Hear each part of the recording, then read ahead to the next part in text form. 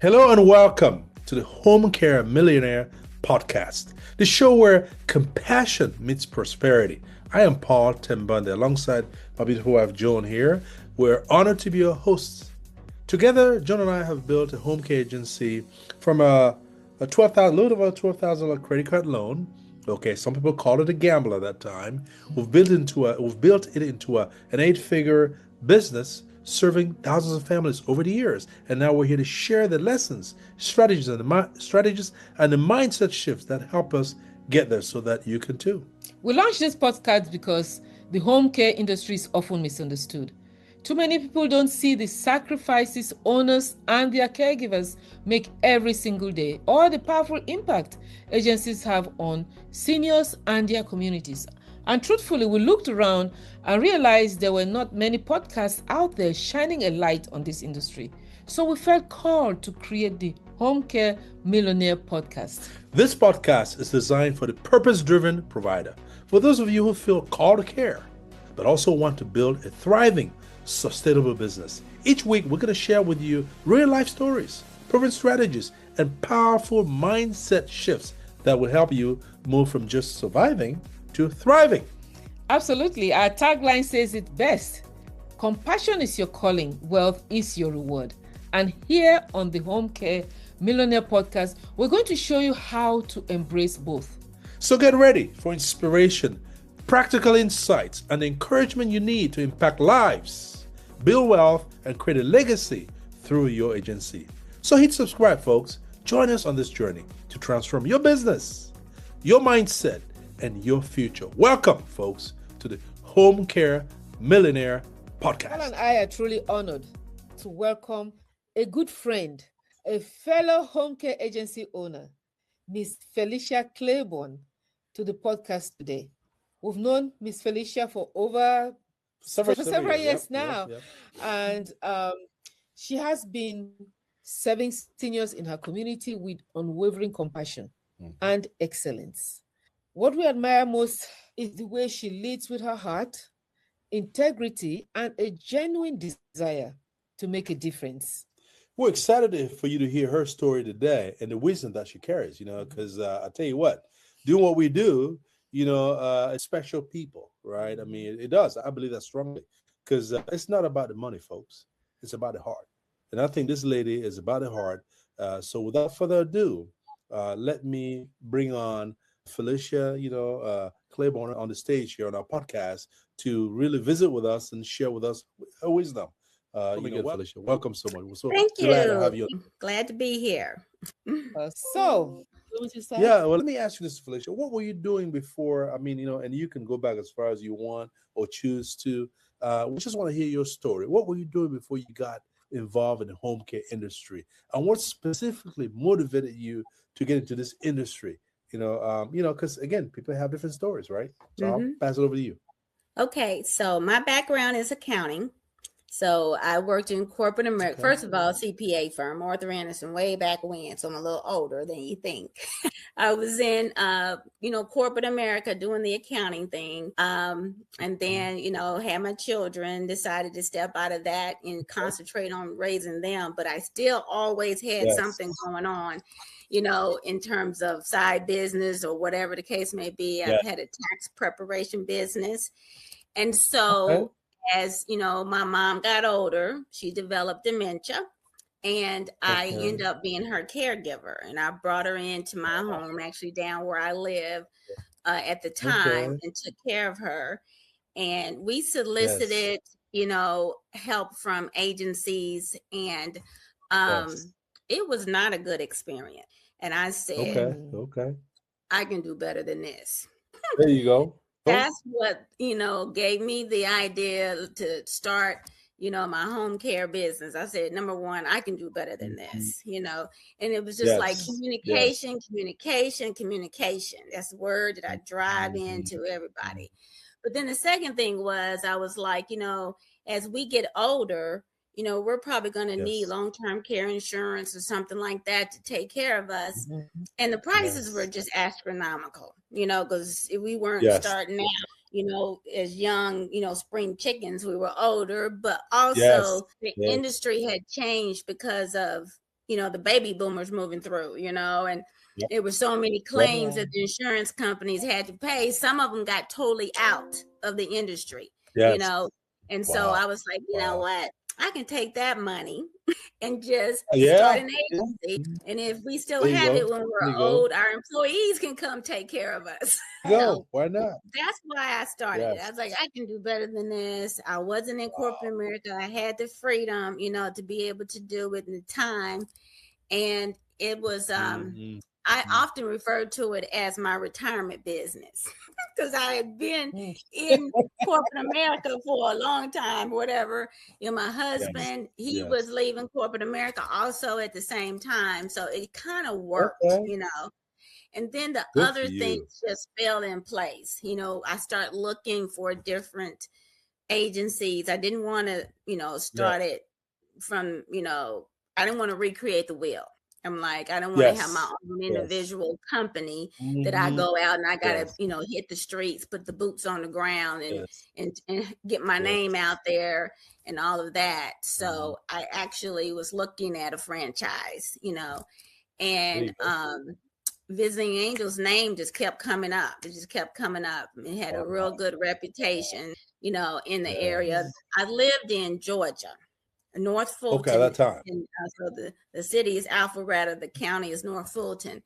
And so there were none available, of course, in that area. As they say, if there's a franchise, there's one in North Fulton, in the Atlanta area because it's just saturated. So that wasn't an opportunity. And so Mary Jo and I talked more. And I can't remember if I suggested looking outside the area or she did, but I think she told me where all the different locations were available. And, outside Atlanta Metro would have been an hour and a half, 2-hour drive. And then she mentioned Kansas City. Well, guess what? That's where I'm from, Kansas City, originally. So I lived. So I said, I can fly up there as quick as I could drive to one of these small towns in Georgia. So, so that's where we started is that I was like, okay, well, let's look. And at the time there was 2 available for sale, and one on the south side and the north side. And so, and I'm trying to be quick, and I don't want to take up all the time talking about me. No, please, take all the time you need, please. But when I say things kind of fell in place, 2021 was COVID. It was in the midst of COVID. Yes, that's when we started our franchise. So May the 3rd week in May is when we had the initial training with Visiting Angels. My daughters, who are twins, graduated the following week. We then went to Kansas City in June 4th, 2021. And then I had to get one daughter in UPenn in August, and then another daughter in UCI in September. And these, opposite coasts. I know. I had to transition my mom back from Atlanta to Kansas City, and that was September. So initially, a lot of people don't know this part. Initially, told us no. The franchise, Visiting Angels, they told us no. And they were like, well, you really should be, living in the city where the franchise is. We just have never seen that work out where the people didn't live there. I said, is that the only reason that you would say no? And they were like, yeah. I said, okay, we got a partner there in Kansas City. So we There do you have. There you go. There you go. We do have a presence there, and so I was like, I got a cousin, okay? And so I eliminated all of their, reasons why, the answer was no. And so, like I said, I don't tell people that much because I forget about it. But they did tell us no initially, and I was like, what? I don't take no for an answer very well. I don't blame you. So it was Congrats. like Wow. boom, boom, boom, boom, boom. All of that happened all at once, And because I'm from Kansas City, I do have a Yes. presence there, And so to go there immediately wasn't an issue because we stayed with my brother-in-law, You got family until there. yeah, See? and then we eventually, bought a house and we did transition. The girls, they're gone. My mother, her final resting place is Kansas City. So I transitioned her back, so it worked out. But it was interesting how there were some, they try to put that obstacle in my way. And I'm like, oh no, okay, Yes. we can fix that, Yes. So it was in the midst of COVID. And a lot of people think COVID was. Go ahead. No, no, sorry to interrupt you. Please, you go ahead. I was just going to say that must have been y'all are really bold. I mean, to be able to make that move, seriously, invest in. I mean, because nobody wanted to go out. I mean, it was. I mean, that was very, very bold of you and your husband. Really, to be honest with you. But it's kind of like hindsight is 2020. Everybody thought COVID was going to end. They thought it was only going to be a few weeks, or a few months. Then it went on and on and on.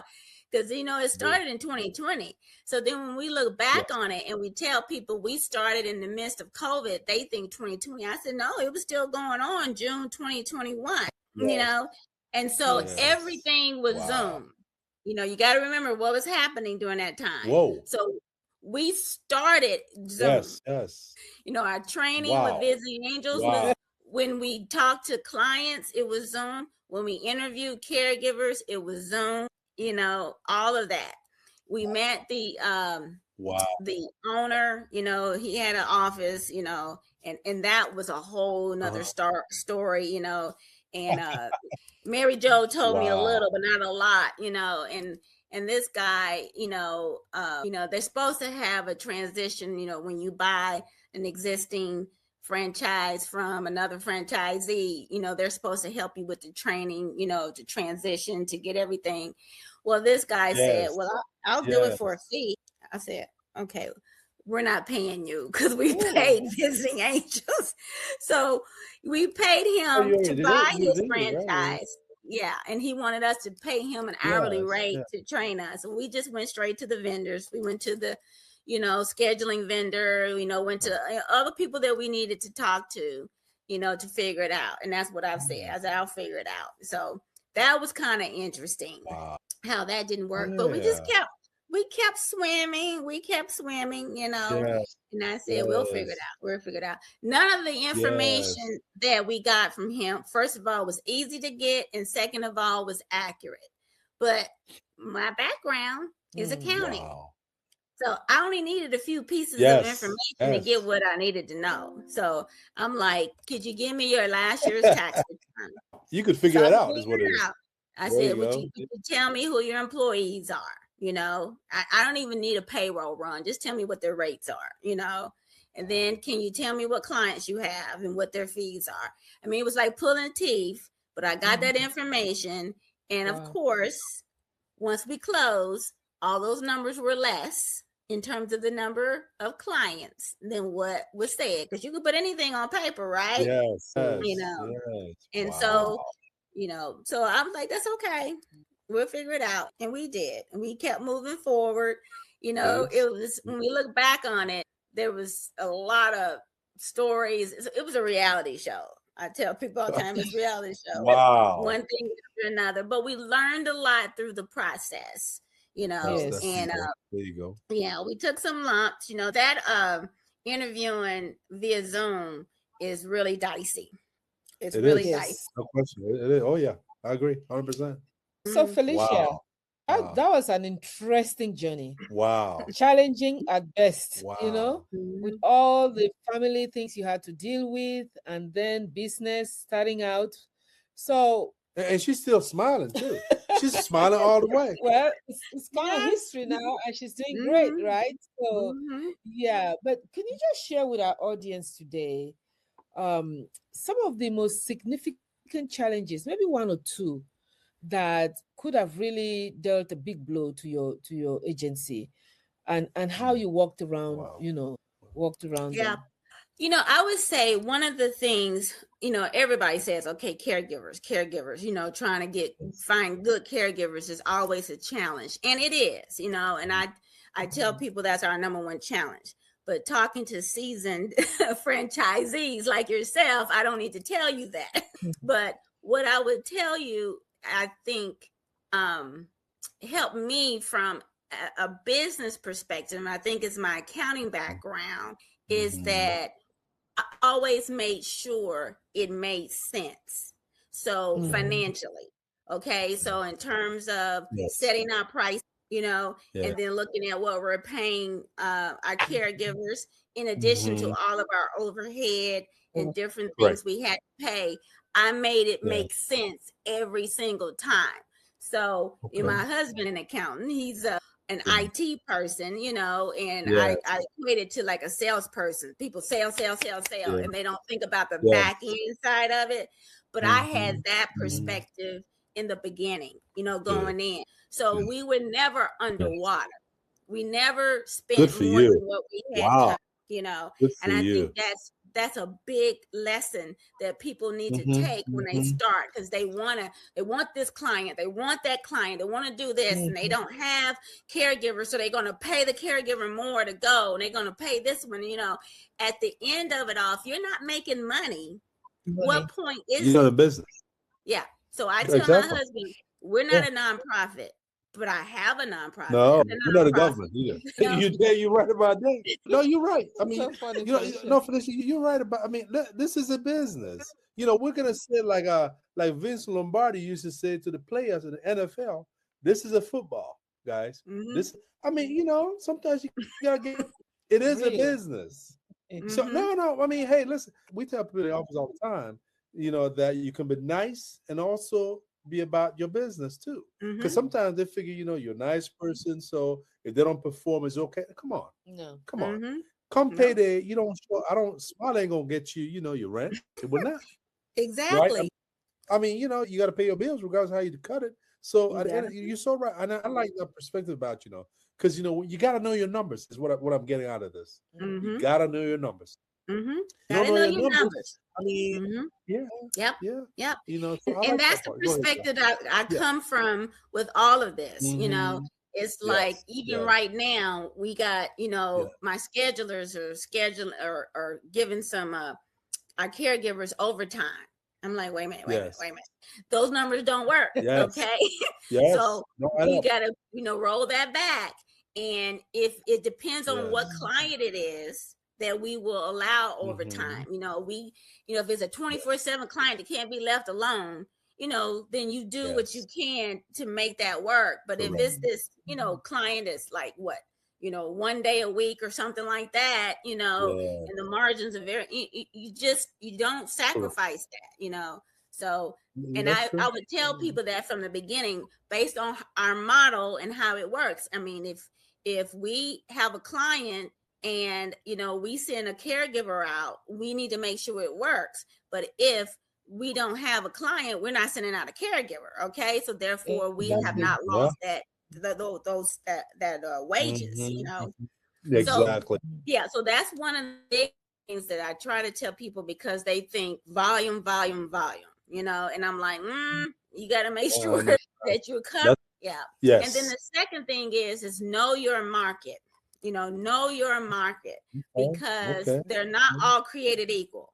And when you get this data, you got this many people and you got this average, and stuff like that. Some of that information is bubbled up to the whole metropolitan area, but you're buying just a few zip codes. A portion of it. Yep. So know your area, because what I tell my people now, we are doing this in an area where it's non-affluent and sparsely populated. Okay. Non-affluent and sparsely populated. Man, we still making it work. But we have other agencies and even visiting angels agencies that are in affluent area that are densely populated. Yep. The challenge is different. Yeah, it is different. Day and night. Yeah. So for you, besides, providing great care, right, and your accounting background, making sure you're in the right, you understand your numbers and, And your market your too. market, what else could you say was, really important that mostly contributed to your success? Because caregivers are important, I said, well, how do we create loyalty? How we get them to Mhm. stay? Because that, Okay. turnover rate that's industry wide is just bonkers, right? Yeah. It is. Oh yeah.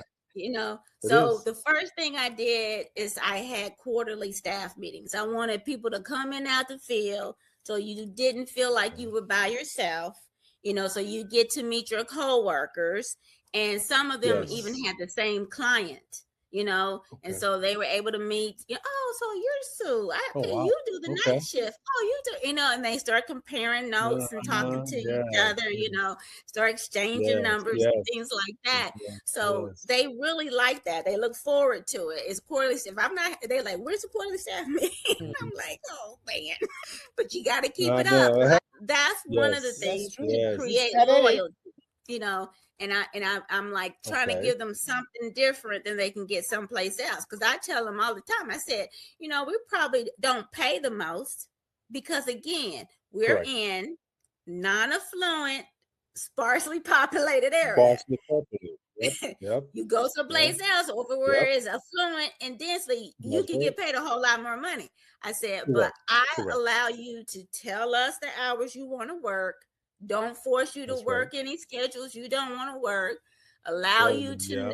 know stuff about the client before you go out there so you can make a decision if this is the client that Yes. you want to work for. If you want time Yes. off, fine, just let us know, give us some advance warning. I said it's easy peasy to work for us, Yeah. and Yeah. There you then go. I'm There you like, go. easy peasy. We have a quarterly meetings. At the quarterly meetings, we have Caregiver of the Month award, and There you that's go. rewarding the behavior that we want to see. Did you show up? Yes. Did you time in on Yes. time? You work your full Yes. shift? Did you clock out Mm-hmm. on time? Did you? I mean, the Yep. basic things. And those who do it the best with the least amount of issues, those are the Yes. ones that get the Caregiver of the Recommend. Month award. And Wow. so Okay. Wow. we do those things to let you see that we care about you. And in terms, we're still small. 4.5 years we've been at this. That's all. Huh? That's right. You gotta start somewhere. Yeah. You gotta So start somewhere. we're I mean, small, but we're mighty. I We're like that. small, What I we're said. mighty. Yeah. So in Yes. Missouri, Yes. where we are,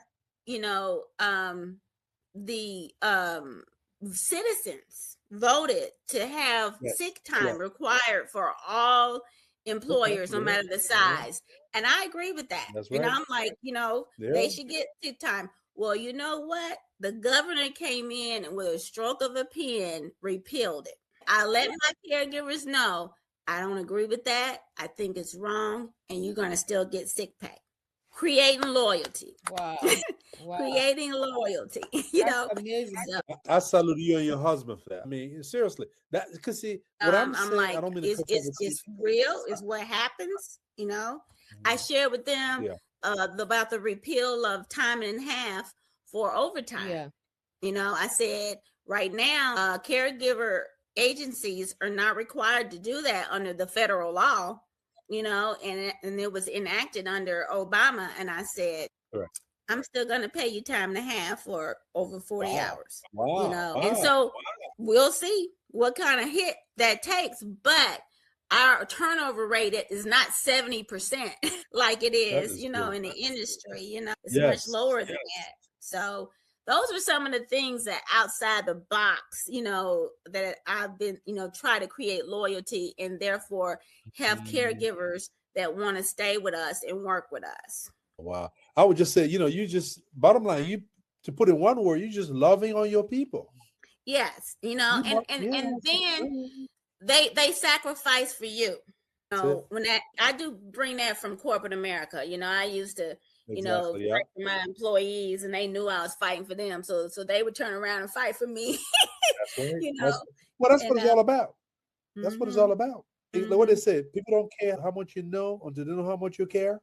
It's still true. Yeah. especially in our world where we're about caring, I mean, Mhm. how else can you be? If you don't care for these people, how they gonna care for Mhm. you? Exactly. You know? You So I know. really applaud you for doing that, honestly, because we believe that our employees are ambassadors, Mhm. they are Mhm. raving fans, Yes, and our philosophy is a happy employee makes a happy client. that's exactly So right. by you doing that, you are really taking care of your Oh yeah, client oh because yeah. you're keeping Mhm. your caregivers happy, they're loyal. Yeah. That will also ensure there's continuity of care Mhm. because Mhm. if they don't like working for your agency, you'll keep changing, replacing caregivers, sending Yep. substitutes, and that does Yes. not work well with our Mhm. population we serve. Yeah. And I was going to add also that talk about continuity of care. How about quality of care too? You talk about somebody Mhm. happy is going to deliver better product, isn't it? You know Mhm. what I'm saying? Yep. Yeah, Yep. happy employees going to produce better. And then Yep. what does that do to quality of care for the clients though? Yeah. You see what I'm Yeah. saying? Forget turnover. The client, because that's the end user, right? Yeah. I mean, that's who we're all about, right? I mean, I mean, and Mhm. and like you said, I understood the fact that turnover is so high, and oftentimes one caregiver could work for three, four, five, six agencies, right? To have folks that Mhm. show up for you is, I mean, that's just a big deal. Yeah. Mhm. That's a Yep. Yeah. big. Yep. Again, my hats off to you and y'all have Well, done. thank you. I mean, like I said, Mhm. you can be small but mighty. Yeah, definitely. Yeah. I Almighty. like that. I'm gonna tell you, we're gonna steal some of them nuggets. Let me tell you, Felicia. Yeah, Small but we're mighty. gonna steal some of them nuggets. I mean, because the thing is, you can always learn. I mean, that's the thing. Jordan and I have been doing this for it's gonna be 24 years on the Oh 23rd of wow. this month. 19th. 24. Now this month we're gonna 24 years. Congratulations. Thank you, thank you. Thank you. It's been a long journey, okay, Mm. but we've Mhm. been blessed. We always say by God, right? God will let us by Mhm. God. Will let us. Mhm. We wanted to serve, just like you are. Wanted to serve. We're also in corporate America, and I Mhm. used to be in IT. Joan was in IT too. I just got tired. I keep Mhm. learning the same thing. You got every year you got to learn. So, I Mhm. mean, you kind of get tired of it sometimes. And so that's why I wanted to get this so we could serve and then get paid. No, but I'll tell Yeah. you what, it's been a very rewarding journey for us. Wouldn't you say, John? Absolutely. Mm. Right. Looking back at your entire journey, moving from Atlanta to Yes. Kansas, right? Yes, Kansas City, yeah. Wow, Kansas Missouri. City, what is the most rewarding aspect of being a home care agency owner? Okay. You. The flexibility. Okay. And so I say Yes. I can serve with the flexibility to do it when and how I want to do it. Okay. And essentially, There you sometimes go. from wherever I want to as well. So we still have There a you go. home. I'm in Georgia right now. I've had, a meeting with my staff, earlier today. Yeah. We're losing you a little bit, but that's all right. You just keep on talking. Can you hear Okay, us I'll now? keep talking. Yeah. So, I have the Hello, Felicia? flexibility. Yeah, I can hear you guys.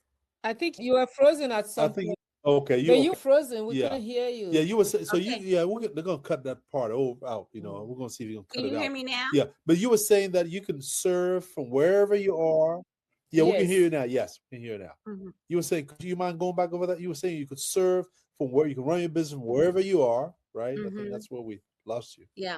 And I have the flexibility to be able to Uh-oh. provide the care Okay. that, the seniors need, and I can do it when I want, how I want, and where I want.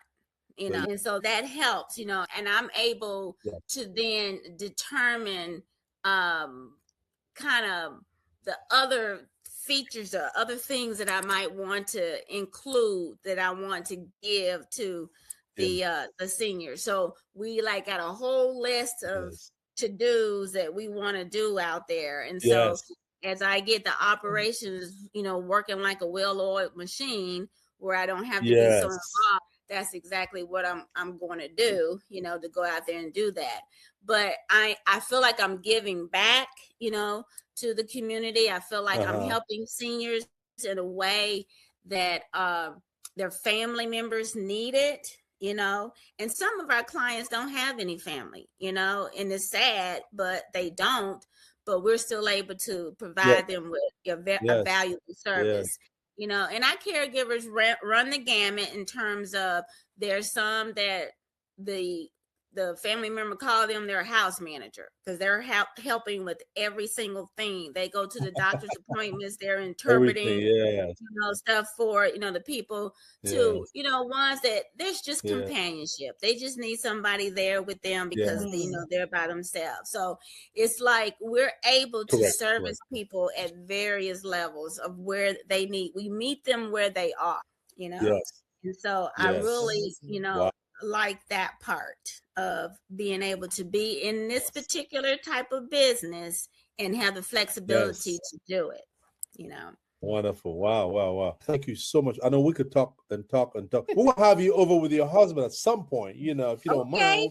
We will accept the invitation. So we'll set it up. But again, Felicia, thank you again so much. Thank you so much for your time today. You run a very busy organization.